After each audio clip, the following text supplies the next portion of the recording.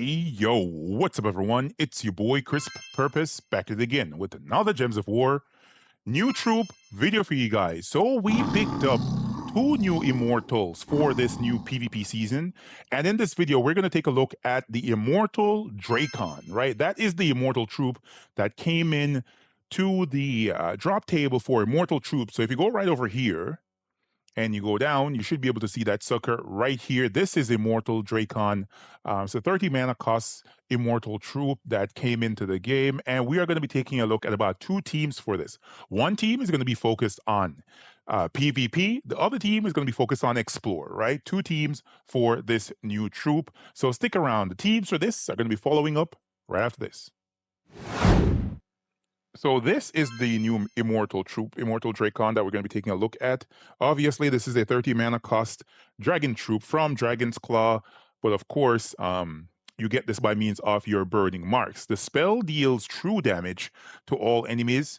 If used in South Wild, it will deal double damage. Then it will convert 5 yellow gems to green dragon gems. And we all know dragon gems basically fire downward, they explode that column, and they could prove to be very useful for mana generating and also for looping, man. I don't have the troop fully traded as of yet, so I don't have the invulnerable and the forest skin final trait, but I have him traded to the first trait, and I just want to get this video out there and showcase it to you guys. So this is the team. Up front, we have Wonder Stars, the best weapon to use in PvP with the Elementalist hero class. And as you can see on Elementalist, I have the usual setup for the class. So I have the Snap Freeze, Insulated, Thunder Fist, Water Binding, Rock Solid, Lightning Strike, and of course Fortitude. I decided to go with these because I think that it will work well for this team.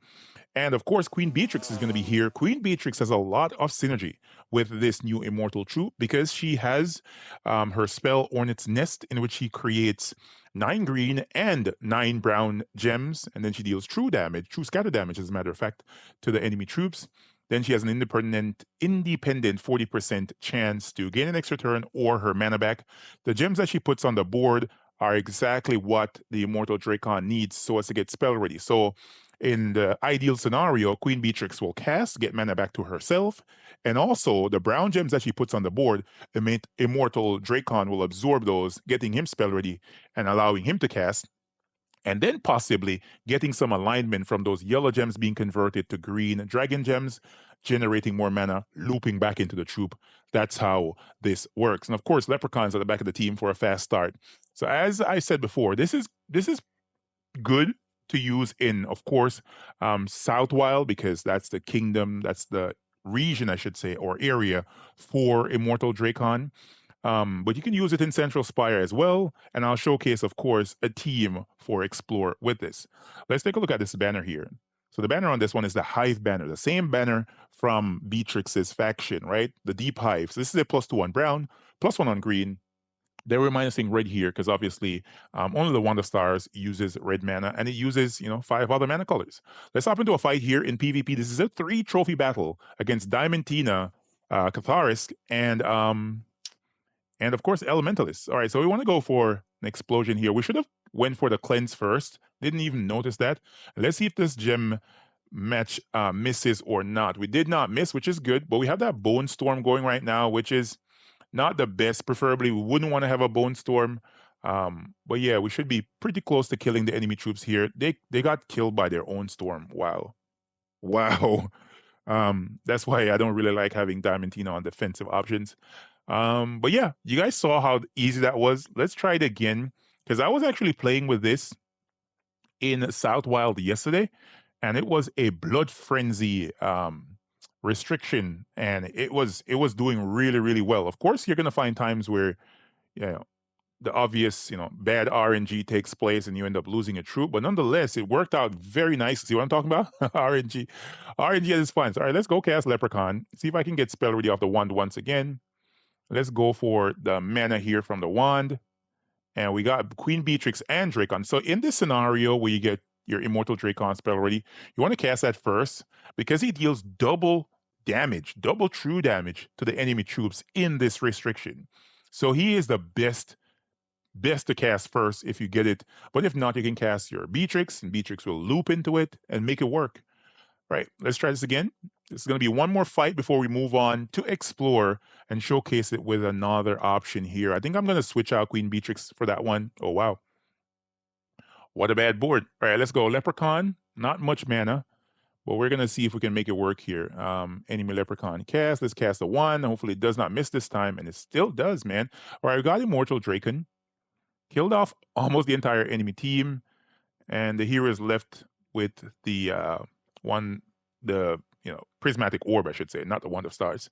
And now let's just kill him with Queen Beatrix. Like, there you go. Really nice team. When I have this sucker fully traded, it's going to be even more potent because, of course, it's going to be invulnerable, and it also will have that 50% chance to create a is it create or convert? Let's see here. So it will create 50% chance to create a green dragon gem when my turn begins. I think that this becomes 3 green dragon gems. Which, when it's fully maxed level, you know what I mean? You get all the way to level 30, this sucker becomes even more powerful. But yeah, that is the first team for Immortal Dracon. The second team is going to be following up right after this. So here is the second team for Immortal Dracon. So Immortal Dracon has moved up to the first slot on this team, simply because I have him fully traded for the. I haven't traded for the first trade, I should say. I shouldn't say fully traded at all because it's not, right? I haven't traded for the first trade, so I have Skull Damage Reduction. Then I switched out Queen Beatrix for Venoxia. Venoxia also puts on the board 9 green and 9 blue gems and deals true damage to all enemies. So this will work really, really nice with Immortal Dracon. And of course, it has Arcane as well, the same as Queen Beatrix, gaining 1 magic when an ally casts a spell. So nice looping option here. Then we have the Arboreal Crystal in the third slot. You can move the Arboreal Crystal into the second slot if you want to, or maybe the first slot. But I decided just to keep it right where it is in the third slot option. This will explode green gems and grant a random status effect to all elemental allies, then summon an elemental. It also has Leaf in the weapon upgrades, which is pretty useful, and entangling a first enemy. Leaf creates that Leaf Storm. I'm using it here with the Archer Hero class for 50% mana start. It's gonna be pretty good. And yeah, I like this team, right? We also have Root Trap set, Nature's Aura, Wall of Vines, Dodge. That's good as well. But of course, we're using it for the 50% mana start. Leprechaun is once again on this team.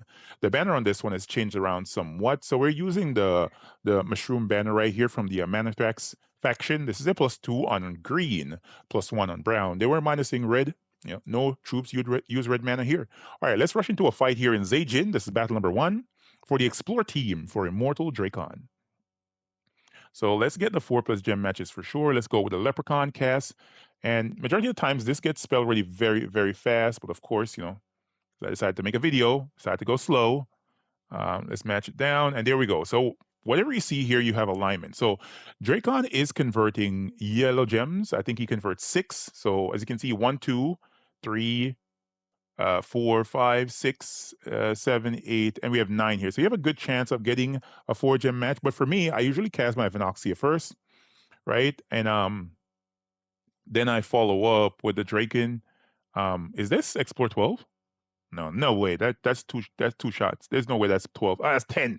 Oh my god. Let's rush through this fight, and I'm gonna exit out of this fight because I want to do Explore 12, not Explore 10, man. Come on. Get it together, sir. Get it together. All right, let's rush back into a fight in Zejin here and see how this works out. All right, nice board. Nice board. A lot of 4+ gem matches. All right, so let's match that down at the top. Now let's get this 4 red over there and go for the Leprechaun explosion. And no gems falling for the Cascades, man. You biscuit licker. All right, let's cast this. And there we go. We got Dracon going. But we still need to get Venoxia going. So we're going to cast Venoxia right after this. Hopefully get a loop. And there we go. So we'll cast Dracon. See what I mean? Works nicely. Works really, really smooth, right? It's a secondary option for using. Sometimes people are players, I should say, are using only Beatrix and Venoxia, or maybe Gob Truffle Beatrix. This is something nice to include, right? To see that an Immortal Troop can not only do um PvP, but it can be used in Explore as well. Can be used in Explore. All right, so come on, let's get some mana to my let's get some mana to my troops here, and we need to get mana to Vinoxia. Come on, Vinoxia. Still not spell ready, girl? All right. Let's match that down. We got Vinoxia powered up. And let's cast Vinoxia first. Nice little loop. Now Immortal Dracon. And yeah, works very well. Works very well. So yeah, guys, that is it for the teams for Immortal Dracon. One team for PvP, one team for Explore. Maybe you guys have different options that you guys are trying out. Let me know in the comment section if you have different teams for this troop right here. We're going to be following up with another video. It should be up the same time that this video is going to be going up. I'm going to be dropping 2 videos at once. Let me know what you think about this Immortal in comparison to the seasonal Immortal troop that I think it's called Angrock. Yeah, let me know what you guys think about it under that video in the comment section. Or if you watch that video first, come back and check out this one and tell me, how do these compare? Do you prefer this one more, or you prefer that Orc troop that is the seasonal Immortal troop? Hopefully you guys and gals found this video helpful and informative. If you did, remember to hit the like button, comment to let me know what you guys think, and I'll catch y'all next one. Peace.